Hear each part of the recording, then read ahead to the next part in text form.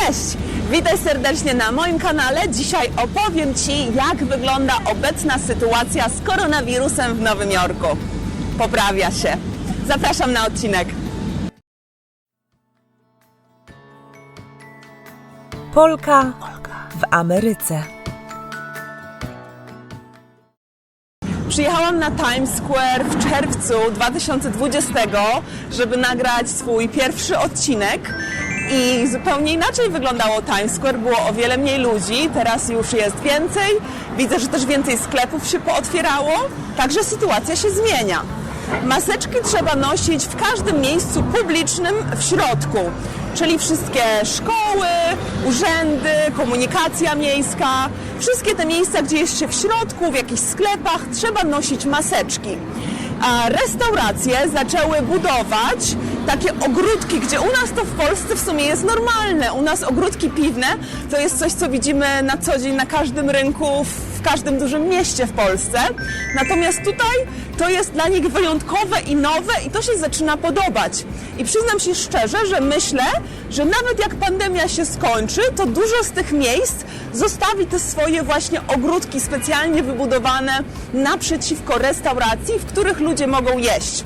Zrobili to, ponieważ siedzenie na zewnątrz są mniejsze restrykcje niż siedzenie w środku. Obecnie restauracje mogą przyjmować 50% klientów z tego, co mogły wcześniej, jeśli chodzi o objętość pomieszczenia. I weszliśmy na ten próg teraz w kwietniu, bo wcześniej wynosiło to tylko 35%.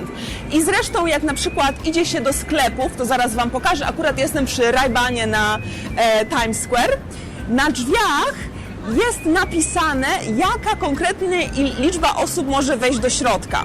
Obecnie wynosi to 50% i ten sklep maksymalnie może przyjąć 10 osób naraz w środku. Natomiast jeśli chodzi o szczepionki, to już są dostępne dla wszystkich powyżej 16 roku życia. Różnie się czeka, jak się dobrze trafi. Często te spotkania są odwoływane w ostatnim momencie. Ktoś zachoruje, ktoś się nie pojawi, więc można znaleźć tak naprawdę od ręki już szczepionkę.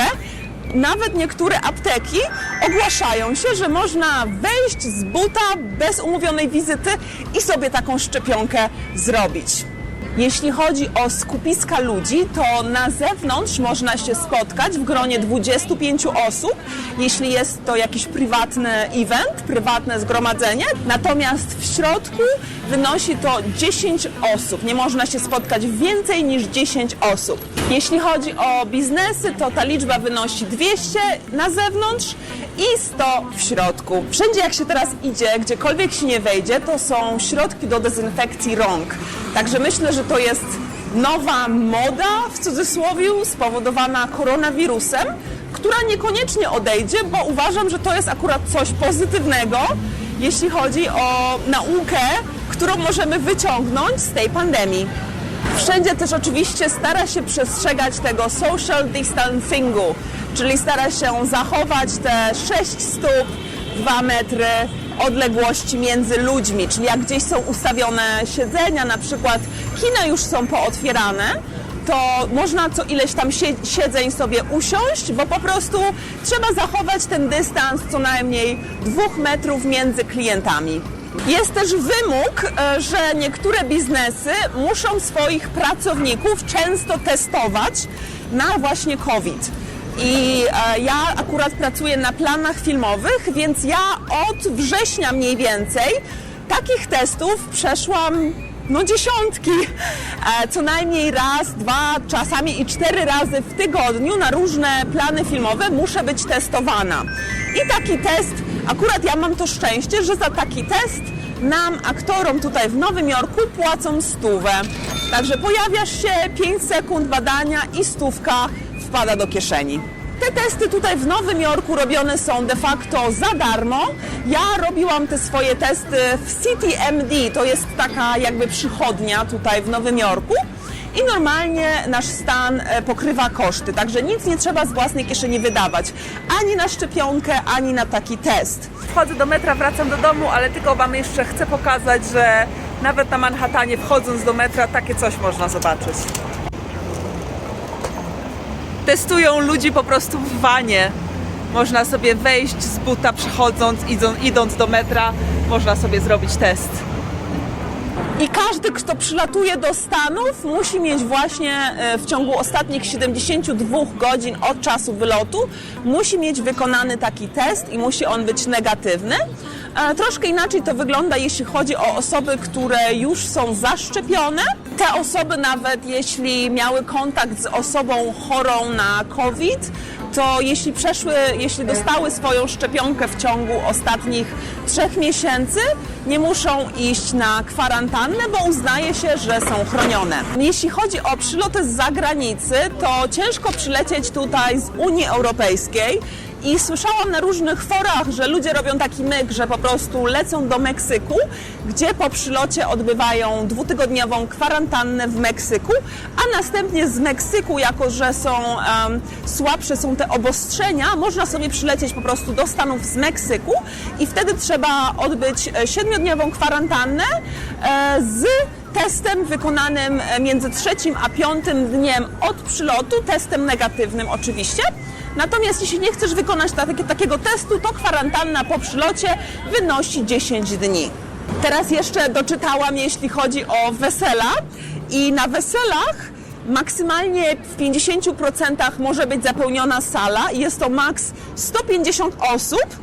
I uwaga, te osoby muszą mieć negatywny test na COVID, czyli jak jest jakieś wesele, to goście muszą sobie zrobić te testy. Każdy obiekt, który planuje duże wydarzenie, musi poinformować odpowiednie władze Departamentu Zdrowia w Nowym Jorku. Jeśli chodzi o kościoły i generalnie zgromadzenia religijne wewnątrz, to też do 50% objętości możliwości tego pomieszczenia osób można u siebie pomieścić. I tutaj jest takie śmiesznie zaznaczone jest to, że jeśli w grę wchodzi śpiewanie na przykład pieśni religijnych, to wtedy ten dystans musi wynosić 4 metry, nie 2. Jeśli chodzi o obiekty, które zajmują się dziećmi, to limit wynosi 15 dzieci lub mniej. Pracowałam ostatnio w Soho, a to jest taka dzielnica dosyć burżuazyjna, że tak powiem, gdzie jest dużo ekskluzywnych sklepów i generalnie tam się jeździ na shopping, jeśli ma się dużo pieniążków. Zauważyłam, że właśnie dużo sklepów jest już pozamykanych, niestety nie przetrwały pandemii. Natomiast z drugiej strony widzę też, że inne sklepy, inne restauracje zaczęły się otwierać, także myślę, że można już śmiało powiedzieć, że powoli wraca to do normy. Oczywiście wszyscy wokół noszą maseczki. Jeśli spojrzycie i oglądacie moje wideo, to zwracajcie proszę uwagę, że ludzie faktycznie noszą te maseczki.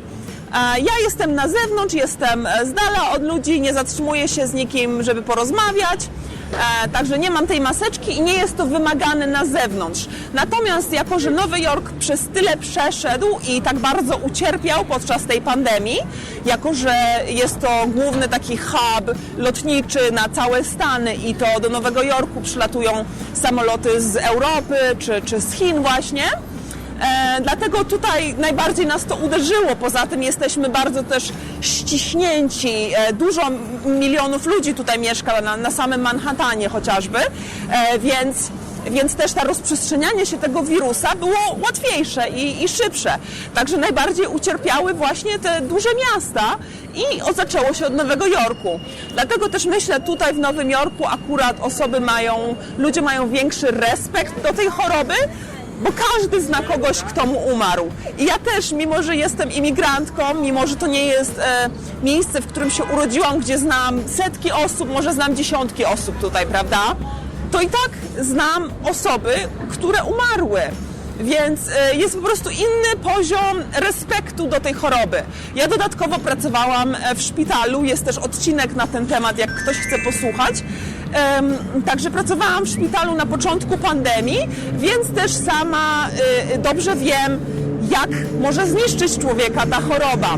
Więc pytanie teraz się pojawia, dlaczego ja tu w ogóle dzisiaj jestem, dlaczego Wam o tym opowiadam?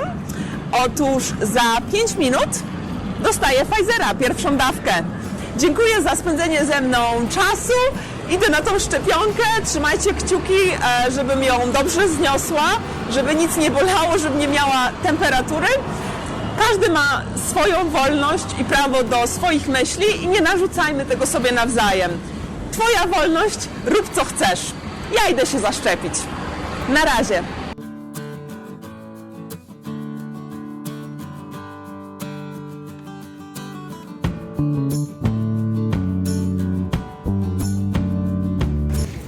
Done.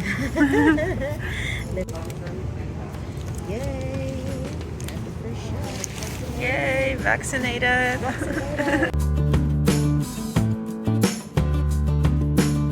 Pierwsza dawka za mną. Czuję, jak to się po moim ciele rozchodzi. Dziwne uczucie, ale ja mało się generalnie szczepię. Natomiast ta szczepionka jest bardzo emocjonalna. Wychodzimy z tego. Damy radę.